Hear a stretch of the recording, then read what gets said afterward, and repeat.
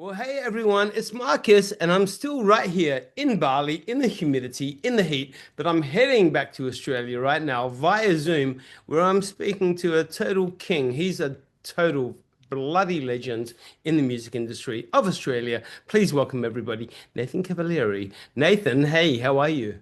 I'm great. I'm much colder than you by the looks of things Yeah, sorry about that. Sucks to be Australian right now. right now. Yeah, but I'm great, mate. Good to see you again. Good to see Yeah. you. Hey, oh my gosh, much to unpack. First of all, I want to say congratulations on the new single that's just come out just very, Yeah. very recently called Mama's Yeah. Coming. Great song. I love it. It takes Thank me you. back to when I was younger and being naughty, and my sister and I would be hiding. It's like, oh no, Mum's coming. There's going to be trouble. And she's got the wooden spoon. Yeah, yeah. Oh, yep, yep. That's the generation of the wooden Yeah, spoon. we lived it, right, Nathan. We lived it. Tell us about the single Mama's Coming. What inspired it for you? Well, I've written lots of different types of songs, deeper, meaningful ones, and fun sort of bangers as well. But this one, I drew inspiration through from going through puberty in front of the cameras in the '90s, and it was so awkward. Like my self-esteem was bloody terrible, and to go through all those awkward, growing pains so public, it made it so much harder. And but what made it even more difficult was while like you're trying to find yourself, but I've got my mum and my dad on the road with me all the time, which made it really difficult for me to connect with the opposite sex, that I was interested in, and yeah, we had a bit of a moment in it was at Port Hedland where my mum just completely annihilated a situation and busted it all up. And I said, one day I'm going to write a song about this. And so I wrote a song about it. The only difference is that it hasn't embarrassed her at all because she's actually proud of what she did. And I'm a parent now, and I'm like, you know what? It's probably good that you did that. Otherwise, I might have made some very bad choices there at the Pier Hotel in Port Hedland at 14, 15 years old, Shout out to that girl, whatever she's doing right now. Much respect to her. Yeah, yeah, totally. Hey, look, obviously, let's go back to the younger days. I mean, and we have spoken before, and we've spoken about all your, the early days. So we're not going to go into all of it in great length. But I mean, clearly, someone that you connected with way back then was Michael Jackson. And something that you mentioned just then was like growing up in the spotlight and going through puberty as an artist, and Yeah, trying to find yourself in the chaos that was coming at you because your career was like huge. I mean, you were an actor, you were on TV, you were, everyone's beck and call, for a yeah. very long period of time. Obviously, someone that you connected with way back then was Michael Jackson. He went through the same stuff with you on obviously way more of a Yeah, global scale. yeah, London scale, yeah. What was one of the biggest lessons that you learned during that period that has really, really stayed with you right through to now?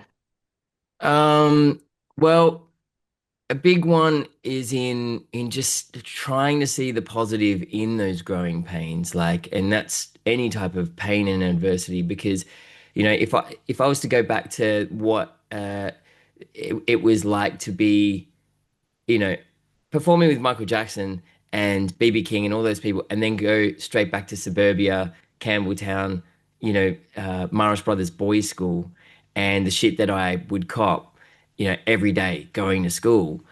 What that did, even though it was hell at the time, learning how to face those challenges actually created a confidence in me uh, that is independent of what people think. And that's something that one of the many lessons that I still carry with me today. And so each time I face any type of a challenge, I've got to remind myself of the pros that come with facing it instead of running from it, understanding it, and getting to the other side. And I think particularly these days, especially with social media and the new generations coming through, it's I think that's important lesson for them. Like we're not going to please everybody. Not everybody's going to like us. Not everybody's going to understand our ways or anything. And if you if your confidence and self-esteem is tied heavily to what people think and all that, it's going to be a rough life, you know? And it doesn't have to be that way. Yeah, agreed. Credit to you.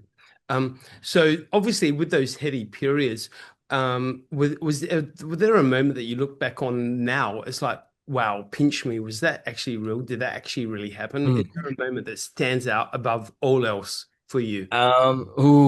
There's so many pinch me moments.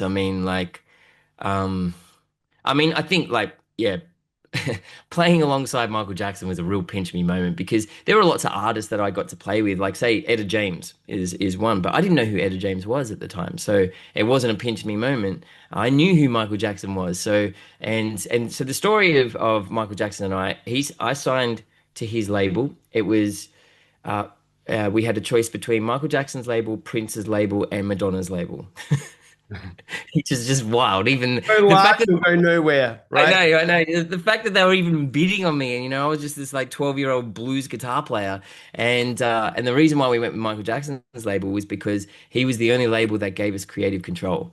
Prince's label, Madonna's label wouldn't give us creative control, so that was a big one. And he just wanted to support what I naturally do, make it the best that it can be by giving all the resources that that label had, and then also supported the family unit, keeping the family together. That was really important as well, and they understood that.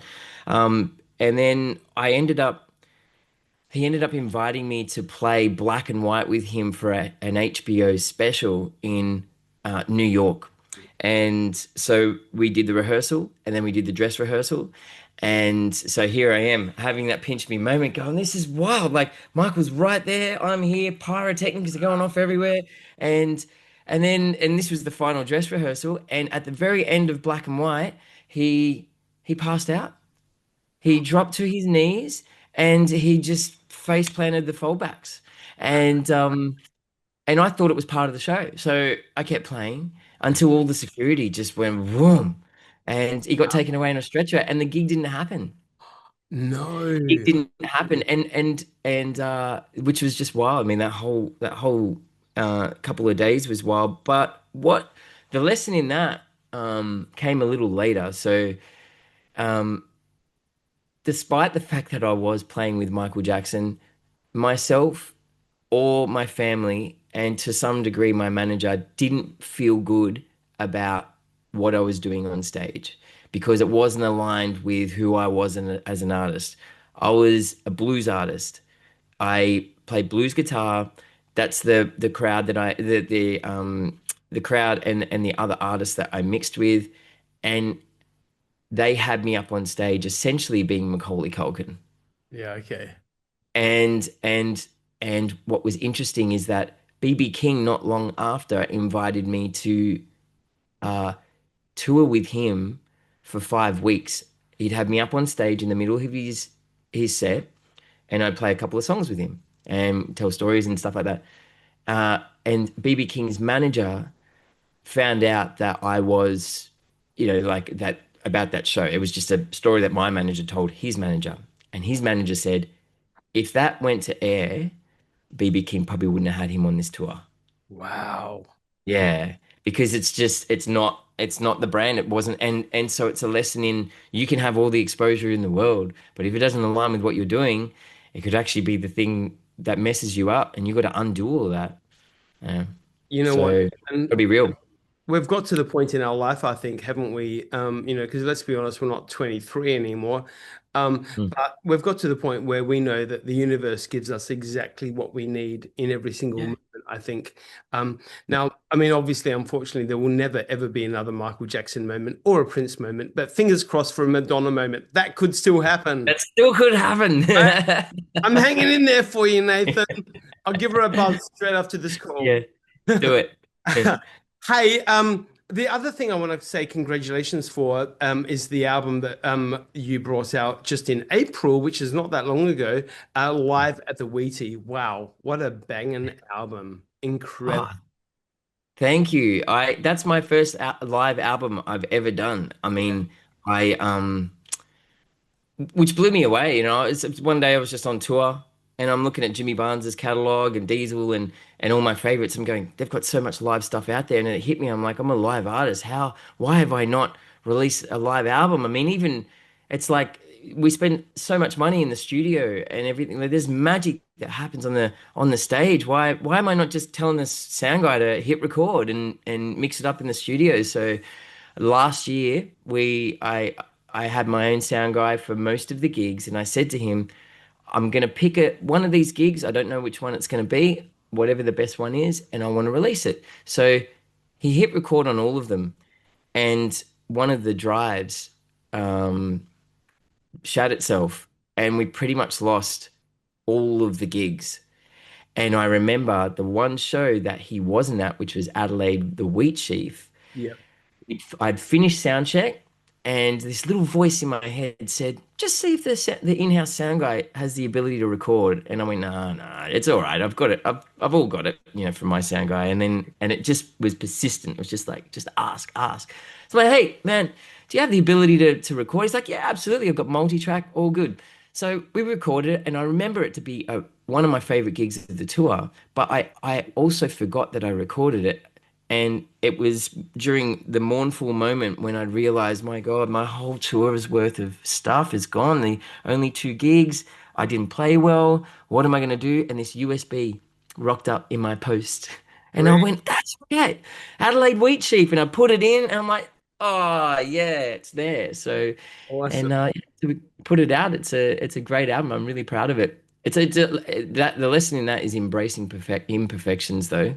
It's really yeah, it's hard. It was a hard one to put out. It wasn't an easy one. I'm happy with it. I'm proud of it, but I really had to go within and just go, dude, this is a snapshot of time. It's going to be imperfect. It's going to be rough around the edges, but that's the magic of the live experience. So, Is yeah. it speaking of that then? Because obviously, as an artist, we always want to try and put out something, perfect, perfection, all of that. Yeah. Is there something you look back on in your career that's like, you know what? Damn, I just didn't want to do that. I wish I didn't do that. I wish it wasn't out there.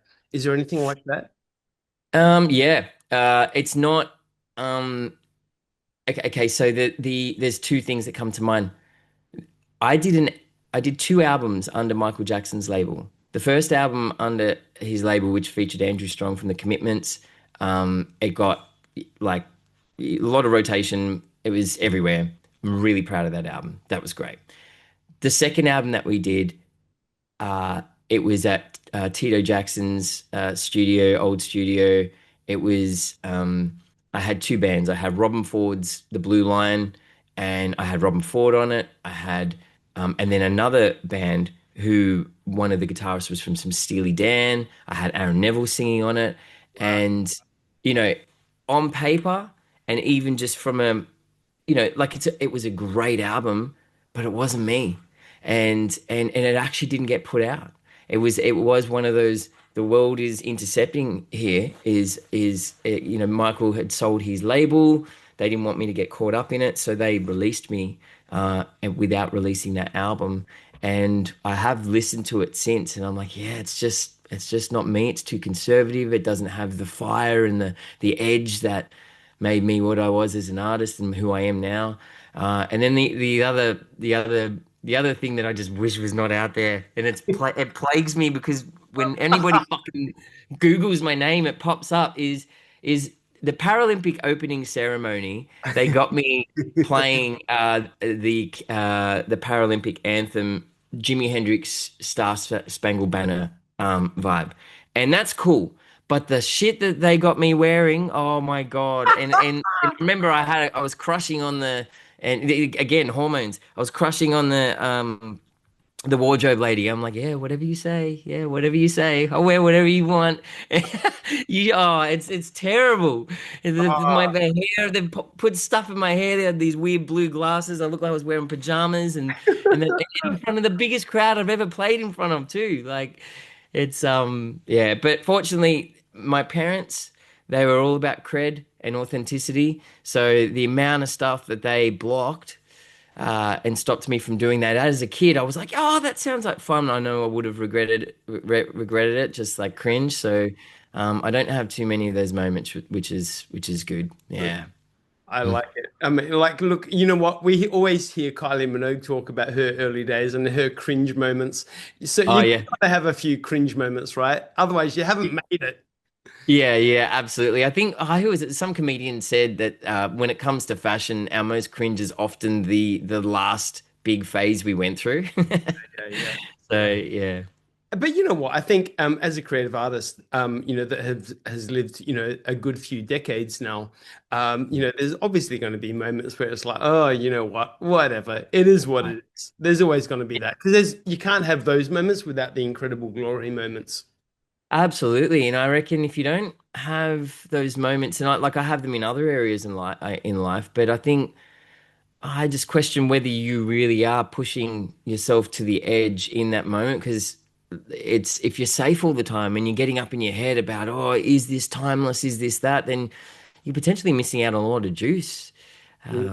So sometimes we just got to go through a ridiculous phase. Like I went through it outside of my name, like with some bands that I was in and just trying to find myself as a singer. And that was, yeah, it was pretty hard, but you got to go through it. So All part of life, right? Hey, yeah, damn, Nathan, I love chatting with you. It's like sitting down with an old mate at a pub or something. We just have yeah, conversations. Um, it's so now, good. you've already started the tour at the moment. The tour is called New Blues with a Story. And excitedly, it's coming to Adelaide, 21st of August at the Wheat Sheaf. Again, Yeah, welcome back. I will be there I this time. Last time you were in Adelaide, I couldn't be there because I think I was out of town or something was on. But yeah, this time around, I will be there. I'm excited. And then obviously you're so many other places as well. And then wrapping up the tour on the 17th of October in New South Wales. So yeah, and then we've how's actually got yeah, a few more to be announced. We're hoping to head up to Queensland and that. So, but it'll be all on the website on nathancavaleri.com/tour. what can we expect from this tour this time round? This is all me, raw, naked, solo. I'll be wearing clothes. When I say naked, I just stripped back. I, Let's I like clarify that. to clarify that. Stripped back, but very electric as well. And I've kind of just fallen into this format of a show where it does involve stories, hence the title of the tour. And so I don't know what stories I'm going to tell. It's also like when I did Demons, which is a couple albums ago, and that was when I was coming out of that dark period. It was a very deep and meaningful show. Like it was quite serious. We have all sorts of flavors in this one. We've like the last one of the last shows I did. All of us were just in stitches laughing. I mean, they fed me some mulled wine. I'd never had mulled wine before. And then I don't know, just felt more spontaneous. And ended up finishing off the gig dancing in the crowd with the crowd, which is not like me at all. So yeah, it's a really great experience. Yeah, I'm still Hey, enjoying it. so the inspiration for your music these days, does it still come from the same place? Are you inspired through life through the same avenues? Yeah, yeah. I mean, it's sitting outside of the blues. It's still anchored in the blues, but it definitely pushes outside of those boundaries. And I just, as a creative, I've just always got my um uh I'm just open to receiving and it just kind of it could be a title that pops in my head. It could be a something that somebody said, or it could be a riff, or it could be just a feeling. It's I find just the creative experience so fascinating that music's been around for a long time and still we're able to find something that we can either recontextualize or just create unique. Some things are not going to be that unique, and that's okay too. Mm. But the fact that there's still room to be creative and create what's true to you is pretty special. It's pretty cool. Hey, just calling it out. I don't know if you've noticed, but we're practically wearing the same freaking pendant. Oh, no way. That is bonkers. I know, right? That is Well, nuts. That is my logo is that I've been using on stage is like a sun with a treehouse and a bird. So this I kind of found some pendants that align a little bit like with that. So I love it. Last thing, because I know you got a lot to get through today. yeah, I have got a plant obsession. Like one of the things that I'm known for is getting too many plants, and I'm yeah, constantly told, "Dude, you got enough plants. Stop with buying plants." And yeah, I'm yeah. going to throw it back to you now. You've got a lot of guitars going on there. I, When I, I do. do you have any more guitars on your wish list, or have you got enough? No, I have I really want a 12 string acoustic. I don't have that. But I mean I'm probably gonna get rid of a couple, but I just bought this one. Uh, how good is this? Heck This is yeah. I've been looking for a Mustang and I came across this mid 70s Japanese copy called a Thompson and I love it. It's so Holy good. Yeah. moly. Is that This is this, what's that? your current favorite?